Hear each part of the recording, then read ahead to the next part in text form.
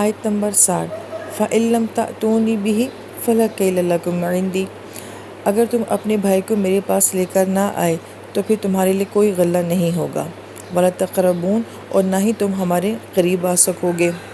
اب یوسف علیہ السلام اپنے بھائی سے ملنا چاہتے ہیں، اور ظاہری بات ہے کہ اتنے سوالات آپ کے ذہن میں ہوں گے کہ اگر میرے ساتھ یہ سب کچھ ہوا ہے تو میری غیر موجودگی میں میرے بھائی کے ساتھ کیا ہوگا، لہٰذا اب آپ ان کو ایک دھمکی دے رہے ہیں، مگر ایک عام بادشاہوں جیسے انداز میں نہیں۔ دنیا کے بادشاہ تو یہ کہتے ہیں کہ اگر تم نے ہماری بات نہ مانی تو پھر یہ نتائج جو ہیں وہ بھگتنے پڑیں گے، مگر یوسف علیہ السلام یہ کہہ رہے ہیں کہ اگر تم نے ہماری بات نہ مانی تو تم یہ سارا انصاف جو دیکھ رہے ہو کہ جیسے ہم اپنے ملک والے لوگوں کو دیتے ہیں ایسے ہی غیر ملکیوں کو بھی دے رہے ہیں، انہیں بھی سامان بھر بھر کے دے رہے ہیں، تو یہ انصاف تمہیں نہیں مل سکے گا۔